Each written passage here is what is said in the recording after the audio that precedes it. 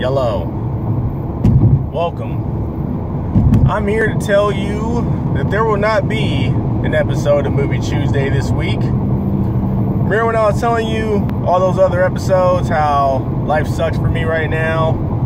Well, it does suck, and it just keeps on getting worse. Not only am I not able to record in my usual area, my dog had gotten sick earlier this week, or actually last week. Real sick, like can't even walk sick. Bumps growing like on her back and eventually like rupturing and like pus and blood and shit coming out of them. No idea what's wrong with her. Took her to the vet, paid a shitload of money to get tests run. Tests are coming back negative, which is good, which comes back to my original theory where I think that she just got bit or is just has like a fucking doggy flu or something. But since then we've been keeping her hydrated, keeping her fed, doing our best to do all that stuff, because there's lots of times where she doesn't want to eat and where she doesn't want to drink, but gotta pretty much force her to do that stuff to keep her alive. Took her to an emergency vet to get a second opinion. They recommended giving her steroids, so now she's juicing, and that has taken the swelling down from her joints in her legs to where now she can walk around for a little bit. She's still not back to 100%, but she's like moving around on her own a lot more. She seems to be a lot more alert than being all lethargic and stuff like she originally was. So far so good. We're getting her better, but that's the whole sitch of what was happening for me last week. Was I just wasn't able to get out to the theaters because I had to stay at home and take care of my sick little doggy. So yeah, so there will be no Movie Chewsday this week, but I'm not gonna leave you hanging. This is the perfect time for me to launch Movie Chewsday Lounge. Movie Chewsday Lounge is where I talk to one or more people about movies or things involving movies. And in this episode, I am going to be talking to my dad, and we're going to be talking about The Hateful Eight. I love that movie. My dad loves that movie. So I got the crazy idea to sit him down and have a one-on-one interview and just shoot the shit with him on why we like the movie and what we found so appealing about it.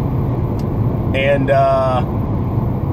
I think it turned out pretty good. I recorded it a long time ago, and so I don't fully remember everything we talked about, but I do remember having a great time doing it, just because my dad is one of those people where he's like the strong silent type. He doesn't say much, but when he does, it's like one of the most profound things you'll ever hear. And he actually has like really good conversations about some stuff, like things that he talks about, things that I would never think of him to actually talk about, just because he's so laid back, he's so low key. So it was cool. It was awkward at first, just because I'm not used to kind of like having one-on-one discussions with my dad about things that I like, which is movies. He's the type of person where when he likes something, you can pretty much tell that he likes it, but he doesn't like fucking jump up and down like everybody else, including myself, just be like, that was the most amazing thing ever, it was the greatest movie of all time. He doesn't do that stuff. It'd be cool if he did. It'd be funny, but he doesn't do that. It's just one, you know, if you ask him if he likes something, he'll either say yes or no, you know, or something like snarky. But it's all good. It was fun. I enjoyed it. I hope you enjoy it. It's the first of hopefully many Movie Chewsday Lounges to come. So without further ado, let the show commence. I have no like cool intro for it at this time. One day I might, but as of right now, I don't. So it kind of sticks with the theme of just being a real chill kind of sitch. And apologies for the audio as well, because for this I was also not able to record in my usual spot.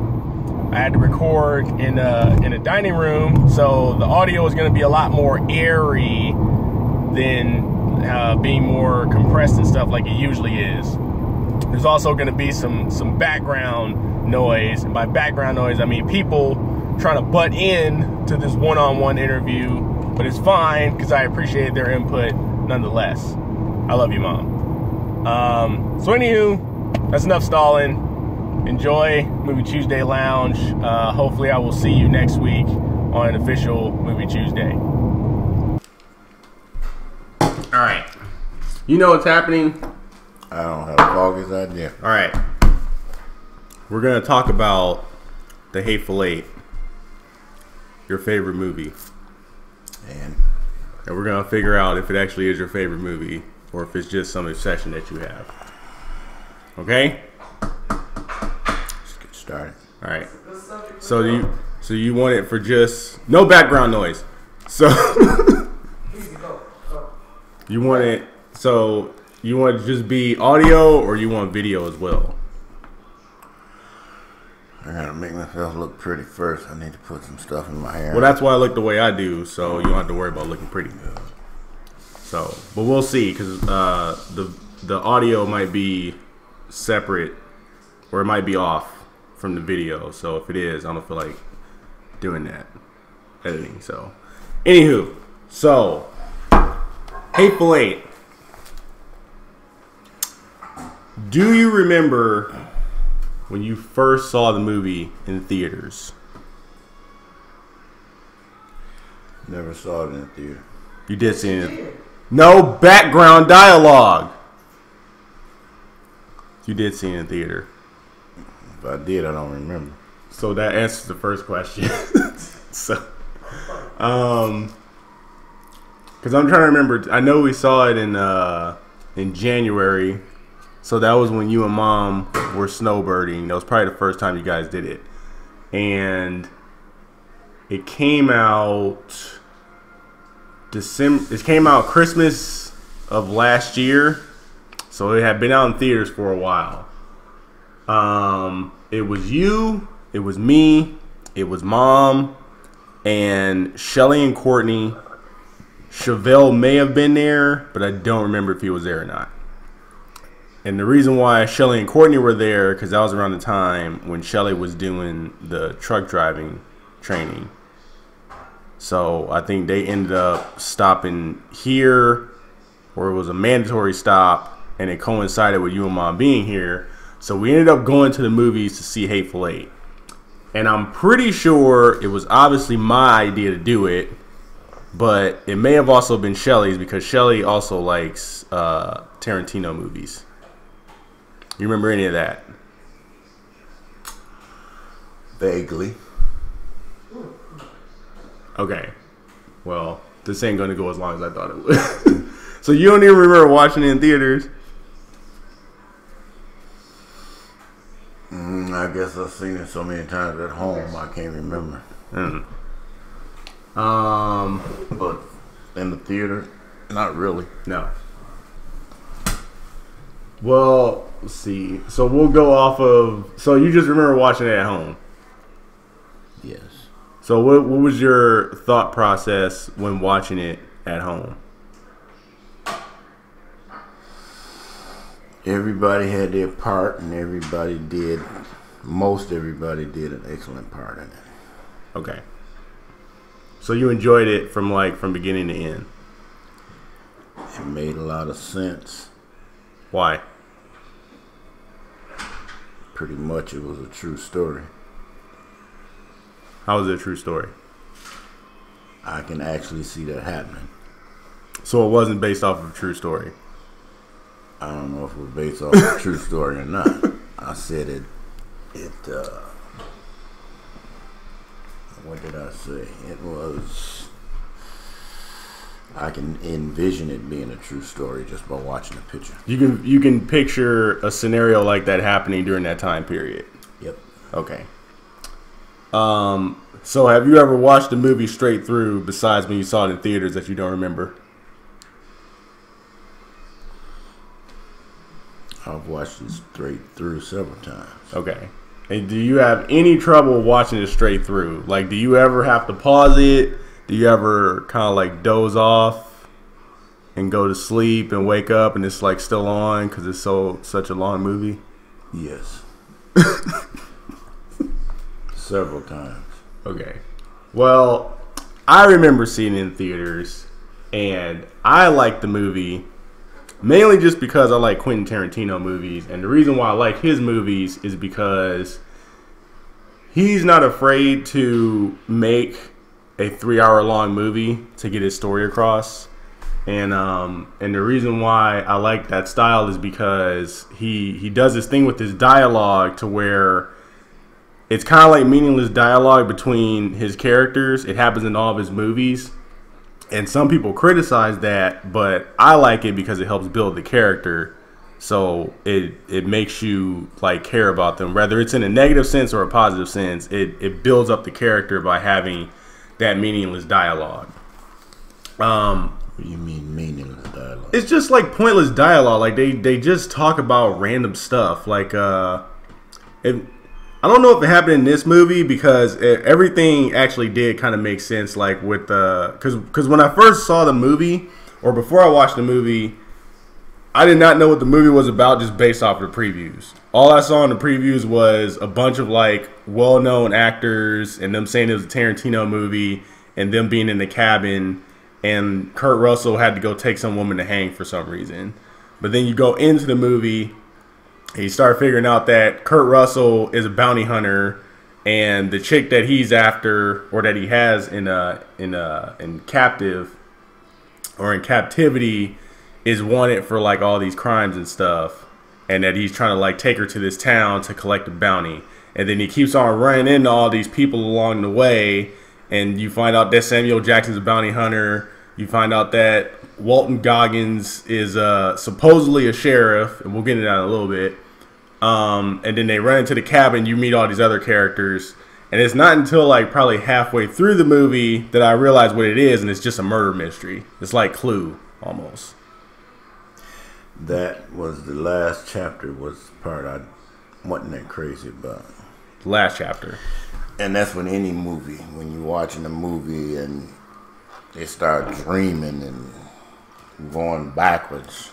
The final chapter. Oh, you didn't like seeing what really happened? They should have showed as the first chapter. So you don't like when they mess up the timeline in the movies. You just wanted the movie to go straight through from beginning to end. That was the only part I didn't like. But that's what pulls the movie all together.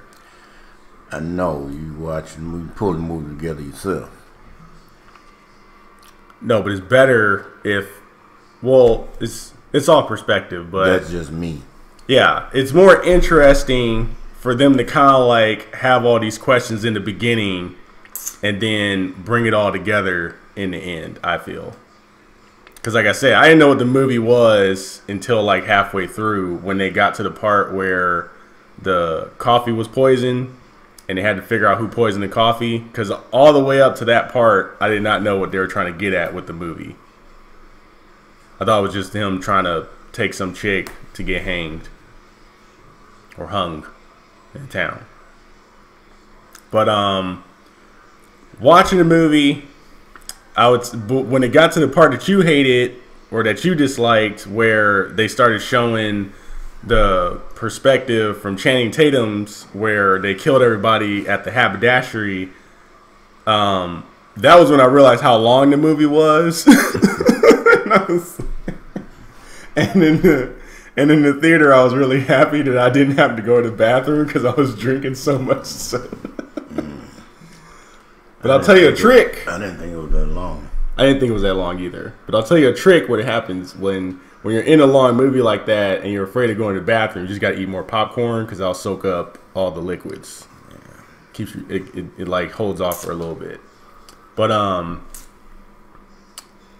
yeah, I didn't know how long the movie was either because I don't know if you know me. I don't watch a lot of previews. I usually watch one preview and I'm done. The more you watch it, the shorter it gets. That's true. That's how Titanic is, because you know Titanic is like 3 hours, but now it's like 2.5 hours. Yeah. Okay, so from when you first remember watching the movie, we kind of answered it already, but how did you feel after watching the movie? Like, you understood everything? You enjoyed everything you watched?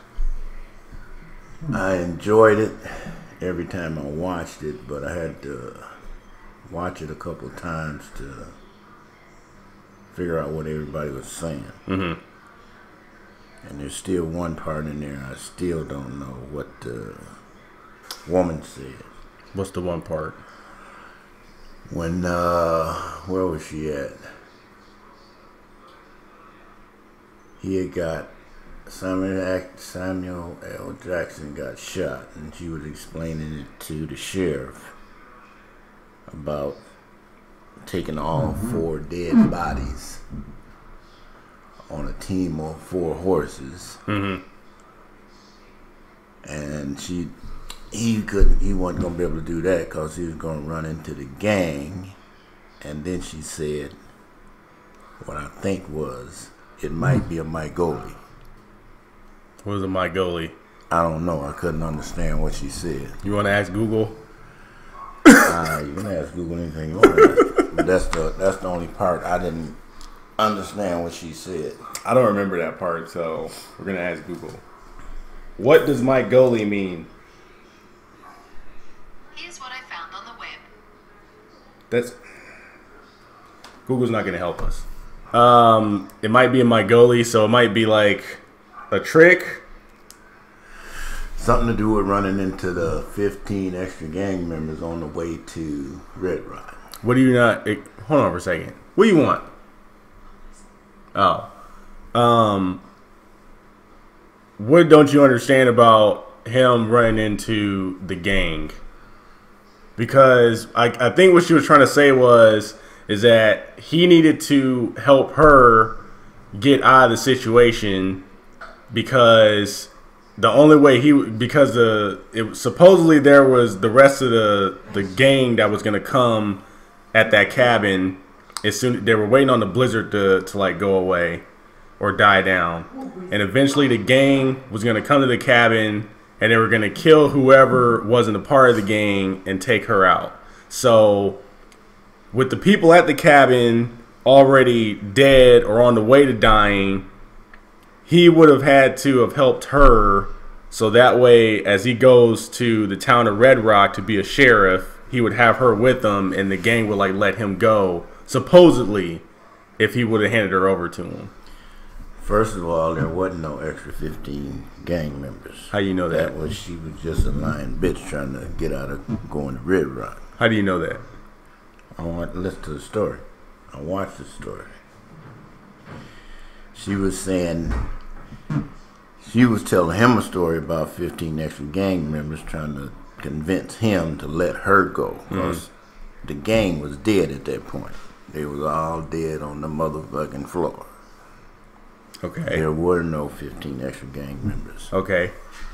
And if he tried to take her body and the other 3, he'd have to put them on 4 horses, and he wasn't going to be able to handle a 4-horse team because there was a 2-horse wagon. Mm-hmm. And if he tried to drag all them 4 dead bodies into Red Rock, he was going to run into 15 extra gang members. That was her lie to him, trying to convince him to let her go because she was the only one left. Mm-hmm. But you don't think that there was extra gang members? Nope. Why do you think that, though? Because the story she told to try to keep him from killing her and taking all 4 bodies into Red Rock to get paid. How does that prove that she's lying? That's what I got out of it. Okay. I'm just asking because I don't know. Because that's one of the questions that I have too is was there ever really a gang? Because for me, they were the gang. Yeah, for me, there's 2 big questions that I had at the end of the movie, and that was there really a gang that was going to come to the cabin? And was the Walton Goggins guy, Chris, was he actually the sheriff of Red Rock? Because I don't think there was ever any proof that he was like the sheriff. Like he never had a badge.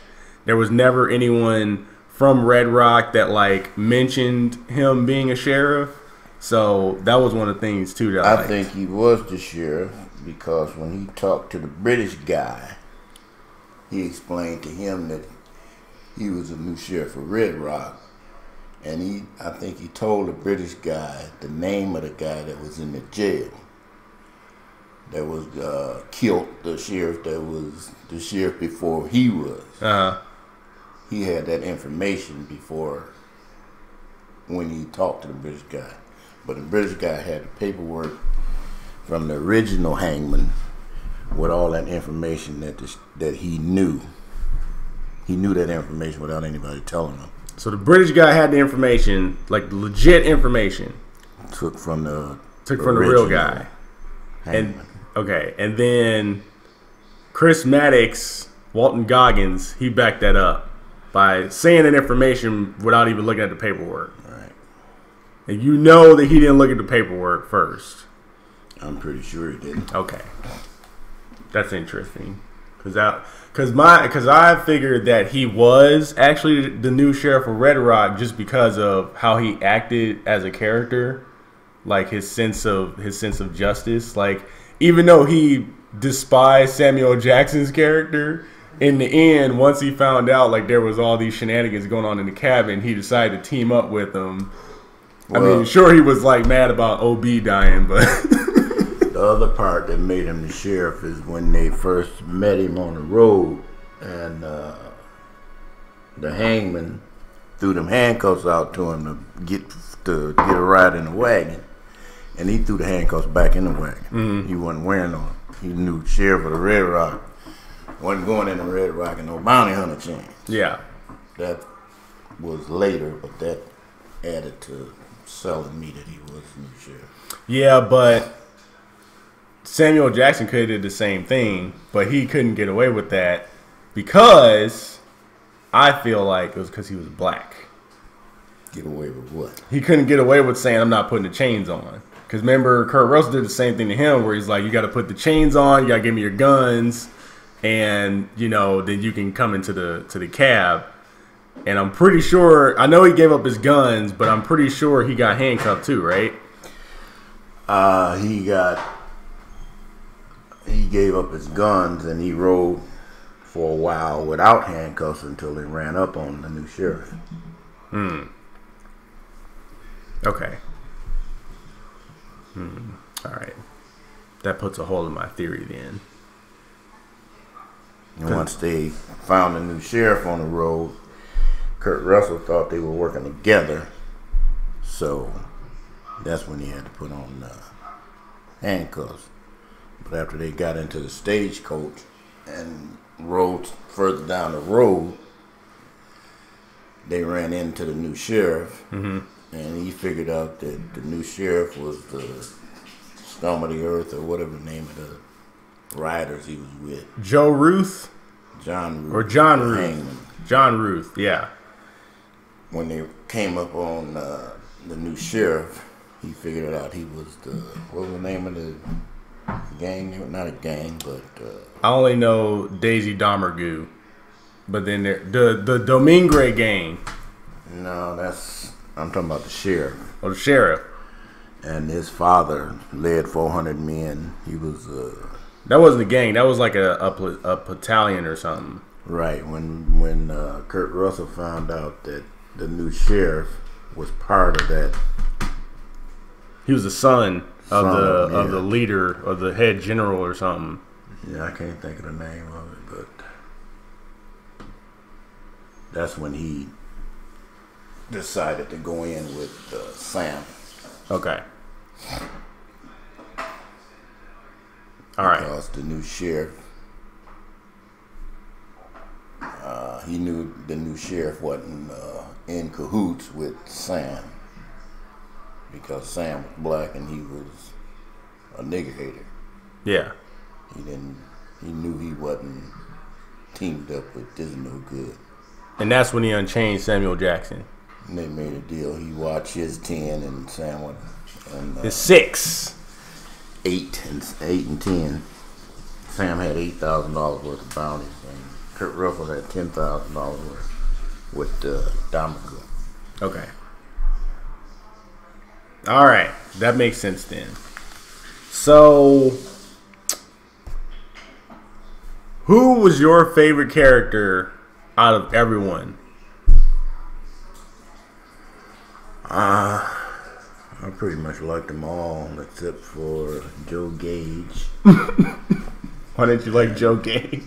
He could have found a better role. He was just there. Well, because he's got to poison the coffee. I mean, anybody could have poisoned the coffee, but I didn't like the way he played his part. So you like Michael Madsen, but you don't like the part that he played. I liked the part that he played. I don't like the way he played the part. Oh, okay. What more did you want him to do? His acting skills weren't there for me. Did you ever, like, when you watched it multiple times, do you ever try and look for him in the back actually poisoning the coffee? No. Oh, that's the stuff I like to look for when they have, like, murder mysteries, because a lot of times... All they showed him was pouring it in the pot, or a hand pouring and stuff. Yeah, they show a hand. But I mean, like, in other scenes, because, like, supposedly he did it while there was other things going on. So I always try and look in the background to see if you can see, like, because he was always in that corner writing his book, right? So to go and poison the coffee, eventually he has to not be in that corner. So if it was at least some shot where they showed that corner and he wasn't there, I look for that kind of stuff, like little small things. But I haven't found anything. They showed Sam Jackson talking to the general about his son. Yeah. And they stayed on those two while the coffee was being poisoned. Yeah. Oh, yeah, because that was when he was playing Silent Night. Bob. Mexican. Bob the Mexican. Yeah. So you don't have a favorite character out of any of them? I kind of like the sheriff. I don't know if he's number one, but I think he played a pretty good part. Yeah, that's my favorite. Because that's what I was saying about the dialogue with Tarantino. Even though I'm pretty sure a lot of his dialogue specifically was probably ad-libbed, but I like the dialogue that he has for his characters, because just based off of his character and how he talks, you're supposed to just hate him. He's supposed to be just a despicable character, but you end up liking him. Like I liked him throughout the movie, just of how he talked and everything. But he always just said like the most rude things. But then like you end up liking him throughout the movie. His part to the T. Yeah. That's what I like about the movie overall, is just that it's called the Hateful Eight. You're not supposed to like anyone, but they all have like these kind of redeeming qualities to where you kind of like just put some things to the side. And that's pretty much how I look at life in general, where it's like nobody's perfect. Nobody's like a 100% good person. Like everybody has their flaws. I wasn't that crazy about Kurt Russell's part either. Why? I don't like the way he acted either. No? What was wrong? He did a pretty good part, but they should have had a different actor for play his part. You don't like seeing him in that negative light? Or you just think he didn't do enough?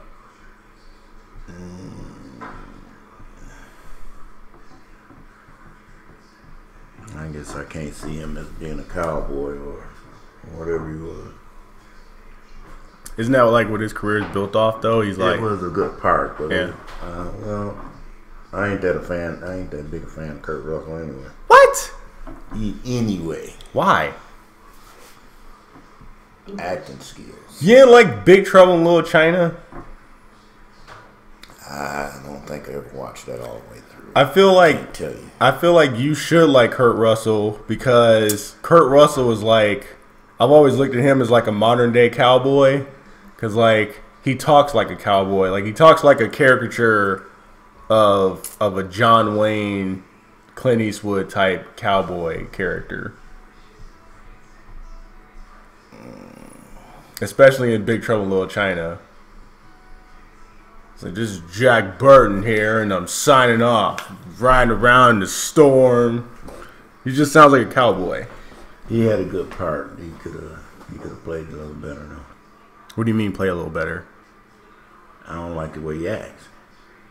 What can you describe the way he acts that you don't like? He's not believable. You have to think about that one. His delivery isn't believable or isn't good. The only way I can say it is his lines were good. It's just the way he acted them out. Okay. So, let's see. When exactly did the obsession with the movie start? To watch it that many times? Yeah. Because it was a good movie. It had a good story. It had a good start. And it had a pretty good ending, too. Okay. Because I was surprised to hear when Mom told me that you were watching it every day, because we probably started doing it at the same time. Because I saw it in the theater, and I liked it. For some odd reason, I don't have it on video. I think I missed like the date that it came out. So, and I still don't have it. I need to go get it. But it started coming on cable, and usually like at night, I kind of like sit down. I'm just looking for something to watch, and Hateful Eight was on.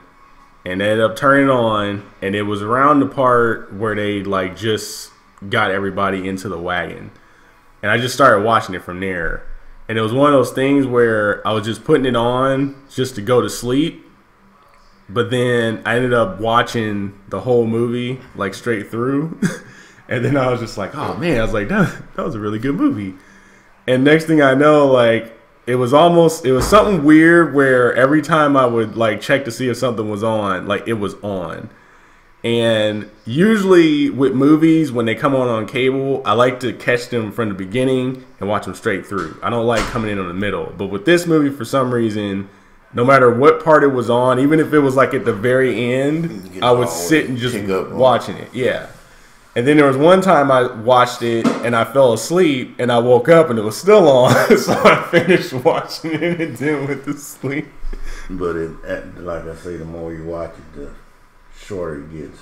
The more you watch it, the shorter it gets. And then it's one of those movies too that I like is every time you watch it, you learn something new. You pick up something new from it that you didn't catch the first time.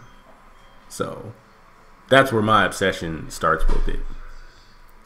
And I would even say, if I had a top 10 best movies, it would make its way in there, and I would put it in the 8th spot, for obvious reasons. Now, as far as Tarantino movies go, I still want to say that Kill Bill is his best work, but that's mainly just because it was kind of like a live-action anime, and I like anime movies and stuff. But this movie is kind of working its way into being his best work. I think it's already there. So you've seen all the other Tarantino movies, right? Well, only one I really watched was Django and Pulp Fiction. Django was pretty good. But I've probably seen Tarantino movies and didn't even know who made them. I forgot how many there is. I think there's 8. There's Reservoir Dogs. You didn't see that one? There's Pulp Fiction. There's Kill Bill 1 and 2, even though it's really just one movie, but I think they count as 2. There's Jackie Brown. I didn't know that either. Or did I? Maybe I did. What's the other ones? I can't remember the other ones he did. Hold on, I gotta whip out the Google. Otherwise, this will hurt me. So what would you say if I told you that this movie almost didn't exist? Hateful Eight. Yep. I never would knew about it. But knowing what you know now, you would have been upset, right? Because you would have missed out. If I hadn't got talked into going, I still hadn't seen it. We'll get to that in a little bit. Okay, so Pulp Fiction, Django, Reservoir Dogs, and Glorious Bastards. That's the one I forgot. You saw that one? Okay. You like that one? Not really. Did you like it for the inaccuracies or you just didn't like it, period? Period. Okay. Kill Bill, Hateful Eight, Jackie Brown, Death Proof. Did you see Death Proof? Kurt Russell was in there too. Nope. Never heard of it.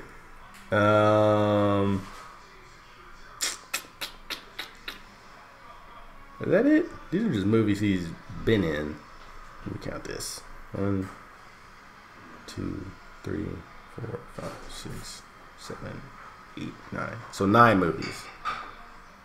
Anywho, yeah, so the movie almost didn't exist. Do you know why?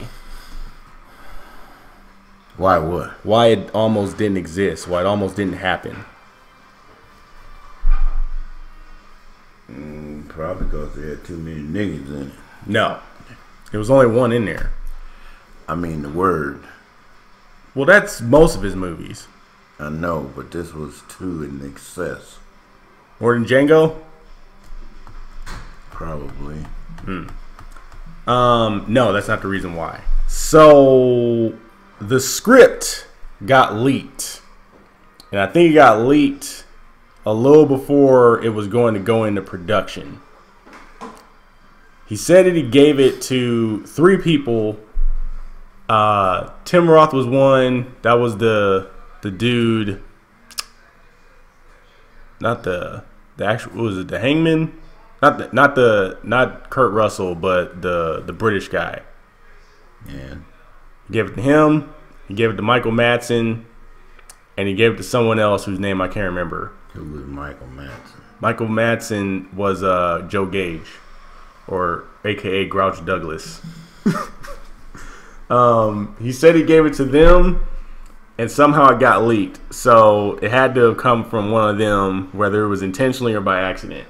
So once it got leaked online, he ended up canceling the movie altogether, and he was going to turn it into a novel. So while he was doing that, he ended up doing a live reading of the original script with the majority of the cast that was in the movie, and then through that, he ended up changing his mind and decided to go through with filming the movie again. But he did make changes to it. Originally, it was going to be a sequel to Django, but he felt like the character Django didn't really fit in that situation, so he ended up changing it to where Django wasn't going to be in the movie, and that it was just going to be some other characters that he came up with. And then the original ending was going to be Samuel Jackson and Walton Goggins characters trying to make Joe Gage drink the poison coffee to get revenge, and it was going to result in to everybody just getting into a shootout and everybody dying, and that was how the movie was supposed to end. I think that's supposed to be on that tape I got. It probably is. You didn't watch the special features yet? Can't get it to work. You got it on the tablet. No. I didn't know it was on tablet. You put the standard edition on your tablet. You did? Yeah. I don't know how to turn it on then. So what do you feel about the original script? It's the only one I've seen. With everybody dying in the end. That's the only one I've seen. I done watched it 20 times. You haven't seen that it. Should tell you something. You haven't seen it. Oh, I haven't. No, not the. Like, would you have preferred the ending where they forced the dude to drink the coffee and everybody dies, or you prefer the ending where they get together and kill the chick and then the movie ends? I don't have an opinion because I haven't seen but one version. But hearing about the other version Doesn't help at all. Okay. Well, I prefer the current version right now. So do I. It's the only one I've seen. Why do you prefer that one? Besides it being the only one that you've seen. I ain't got nothing to judge it against. I like the original, or not the original. I like the current ending that they have for the movie because I like the overall message, whereas we all have to come together to defeat the evil. It's not about black and white. It's about people coming together, doing the right thing, and overcoming adversity, even if they are two of the worst people in the world. That's what I like about it. I'm all about the overall message of the movie. No, I don't know. I didn't get in that deep, but You don't have to get that deep. I see where you coming from. See? You learned something new. Now when you watch it the next time, you'll see what I'm talking about.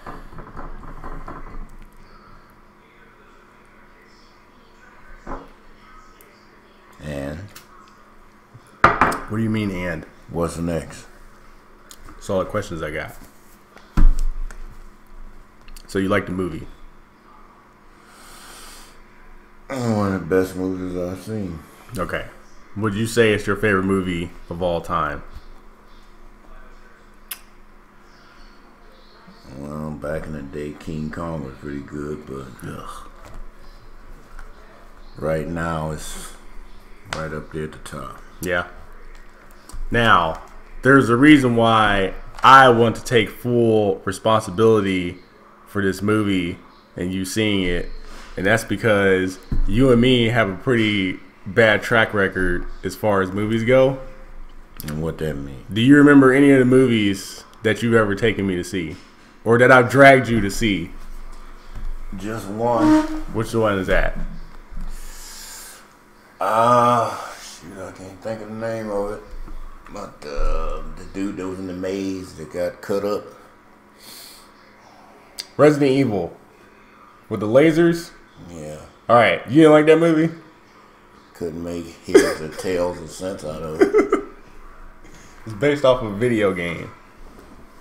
That's probably why. Do you realize that movie franchise is probably the most successful movie based off of a video game? It's probably the most successful one. Do you realize it would make me a bit of difference what that movie did? Okay, so here's the thing. Because I can't remember all of them, but I've dragged you to see Mortal Kombat. You remember that one? With the ninjas, one of them had the rope that comes out of their hand, and the other one could freeze people. Then they had the four-armed dude. I have to think about that one. Well, you took me to see that. I'm pretty sure you took me and Mike to go see that one. Resident Evil's another one. What was the other one? Street Fighter. You remember Street Fighter? With Jean-Claude Van Damme. Can't stand him. You took me to see that one.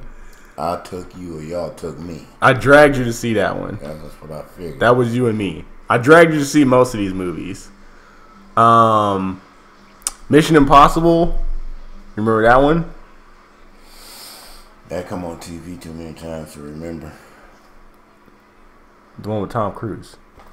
All of them was Tom Cruise, wasn't it? The one where he's on the train. And he puts the gum on the helicopter. And he's like, red light, green light. And he jumps and the explosion propels him back to the train. You remember that one? Well, you took me to see that one. And I'm pretty sure you liked it. But the fact you don't remember it. And how long ago that been? I mean, they're on Mission Impossible 6 right now, so this is a long time ago. But let me see. You take me to see that one. That's the only one that I can remember. But that's the last one I can remember. The last one, the most recent one that I remember that I feel the worst about was Amazing Spider-Man 2. You remember that one? How long ago that been? That was like probably 4 years ago. Amazing Spider-Man 2. And that was the one where it had Jamie Foxx. He was the electric guy. And you kept leaning over every 15 minutes asking me when the movie was going to get good. And even I was disappointed because the movie was so bad.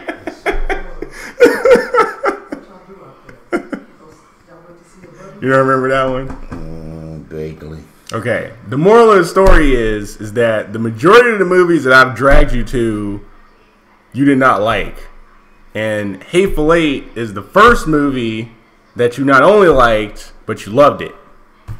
So I take credit for us going to see that movie. Even though you don't even remember it. Well, you can pat yourself on the back, man. I do all the time. Feel good about it. That's why I love it so much. So I knocked it out of the park. Anywho, that's it. You have anything else left to say about Hateful Eight? I'm gonna watch it again when it come on. Would you be interested if they made a sequel? Yep. What would you want to see in the sequel?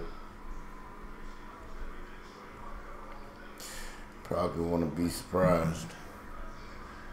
You want to be? What if it was like whole new different characters? Depending on how they act.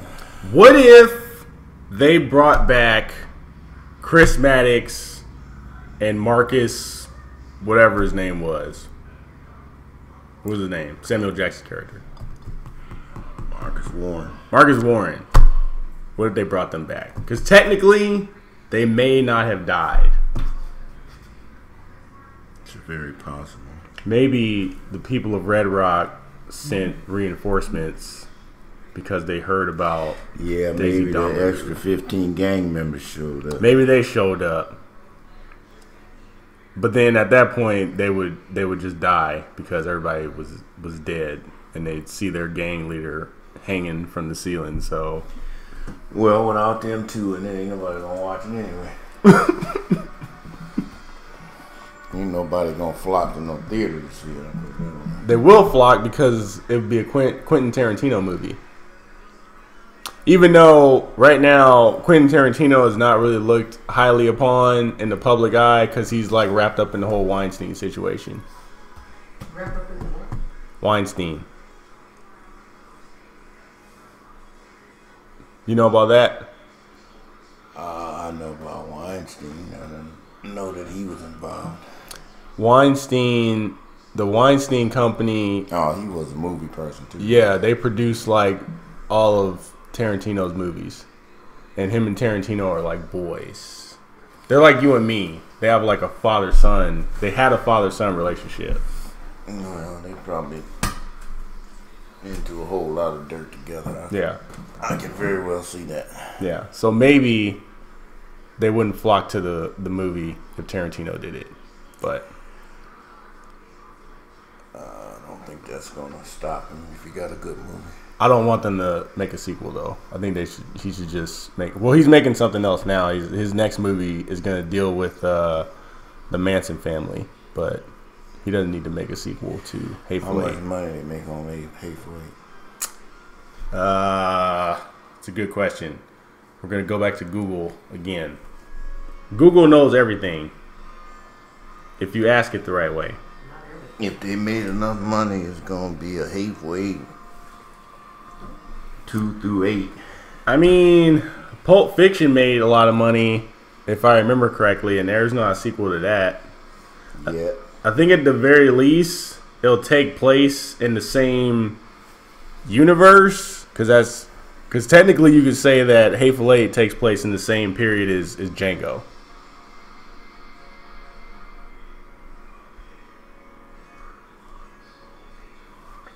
Let's see. It's all about the money.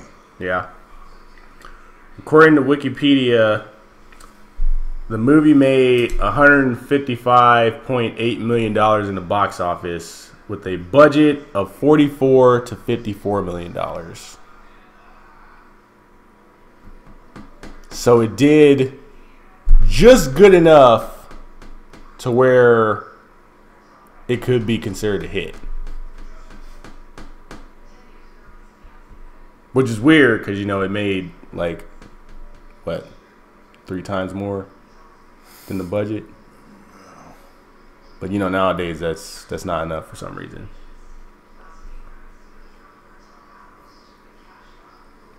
But that's it. Well, it'll still be number 1 in my book for a while. Yeah. Until they can do better. You think you want them to do another cowboy movie, or is that what it's gonna take, or no? I don't even consider that a cowboy movie. I consider it a cowboy movie. Back in the Western days, That counts for me. it wasn't no cowboy movie. All they did was ride on a stagecoach. And they shot 6 shooters, and they did quick draws, and they had cowboy hats, and sheriffs, and horses. My favorite character was Chris. No background talk.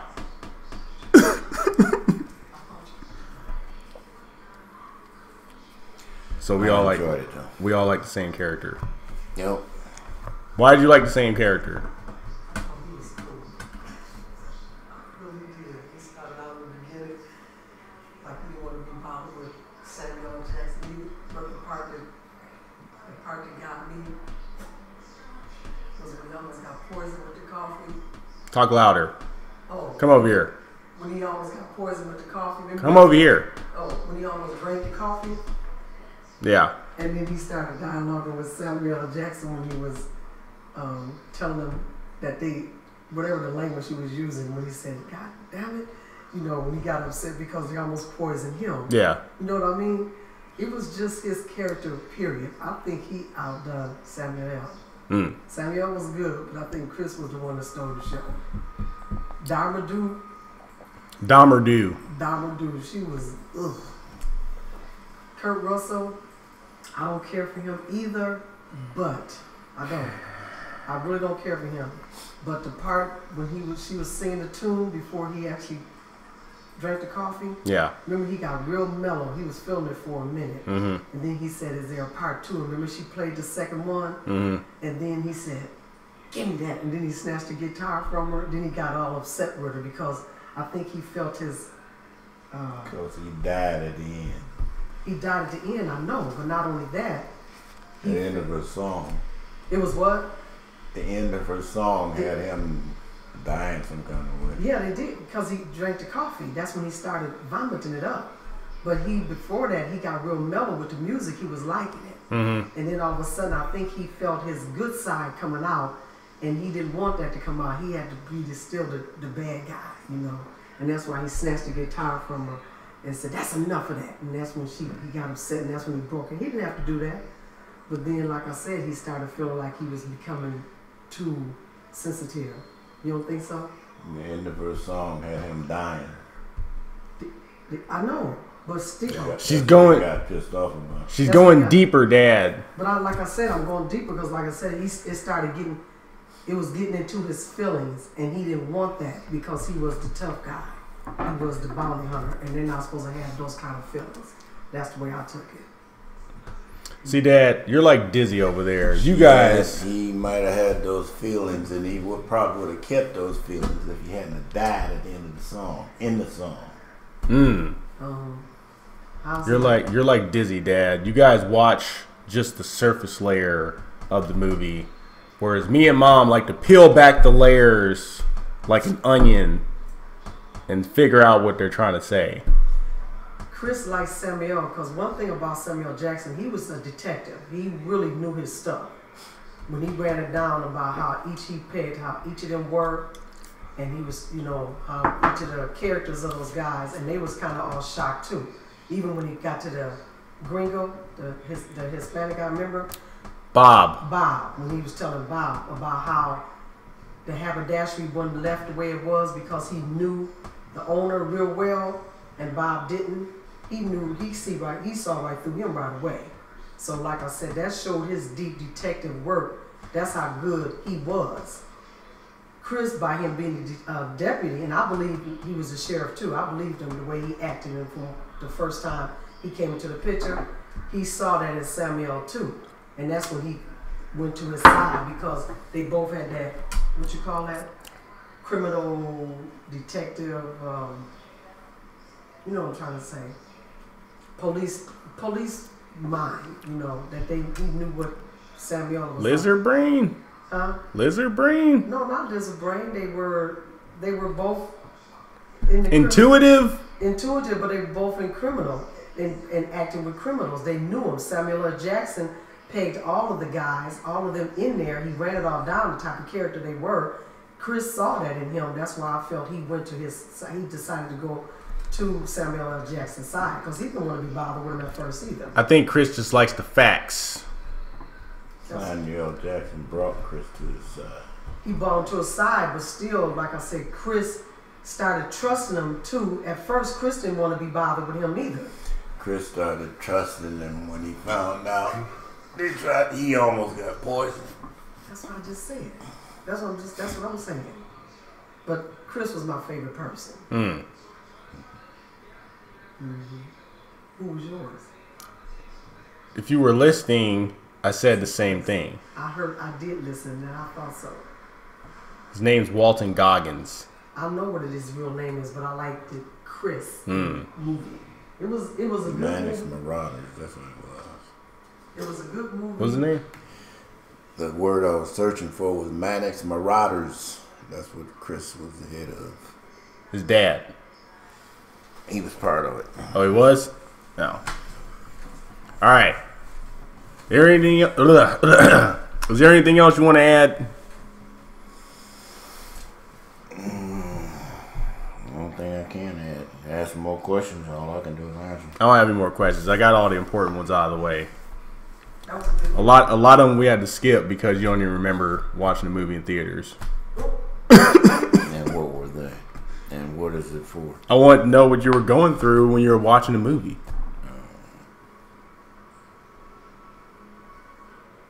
But that's it. When you first saw it, What? when you first saw it at the movie theater, what did you think about it? He doesn't I don't remember. even remember being in the movie theater watching it. Yeah, we all went. It was. I remember saying myself, I said, "Oh my gosh, it was what you call it? It was violent." But then I saw it again when it came on TV, and that's when we went through it, and I saw it, and I said, it was a good movie. It was well thought out. It was really good. It was just a lot of violence. And Well, I need to see the tape because I know they probably cut some stuff out on TV anyway. And I remember more the movie from TV than I do from any movie. Well, you watched it on cable, so I don't think they cut anything out. I don't think so. I don't know. I have to look at that. I think that Blu-ray thing got more information on it than. Well, yeah, that one's probably got deleted scenes and stuff. But the movie is like 3 hours and 7 minutes long, so I really find it hard to believe that he cut anything out. I like the way he came. I like the ending, how he revamped to show how everything got started and how those marauders got there, the thieves, and I like that part. I like the way he built it up to the point when Samuel and Chris were injured, and they just paused it kind of like right there, and then that's when he went to the beginning to show how he actually got to the haberdashery and all that. I like the way he did that. I think you need to sit over here if you're going to keep on talking, because I don't think the mic is picking you up at all. That's okay. That's not okay, because we're just kind of sitting here. It's probably like dead air. Dead air is not good. All right, that's it. This is your show. You tell me. I'm asking you if it's it. I asked all my questions. That's all I got until I get a new question. There aren't going to be any more new questions because I'm about to stop recording. And it's Miller time. Honey, why don't you comment on how did you like Dama do? I didn't care for her at all. I like her long. She was like, I like Dahmer dude. she was downright murdering, thieving, And her lying. brother either. I don't know how he thought he was gonna go down in that basement for 2 or 3 days waiting on Kurt Russell to go to sleep. I don't think he anticipated it lasting that long. Well, he was gonna be pretty funky when a couple of days was up. He didn't know he was going to run into Chris or Samuel, that's what. He still had to stay down there all night waiting on him to go to sleep. By him being the murdering type he was and the thieves that they were, that's how they act. That was his way of calculating how he was going to get to her. He didn't care by any means necessary, so he would have stayed out there as long as he would have had to. He would have stayed down. That's the way I look. Thanks, Dad. He was gonna have to come up sooner or later.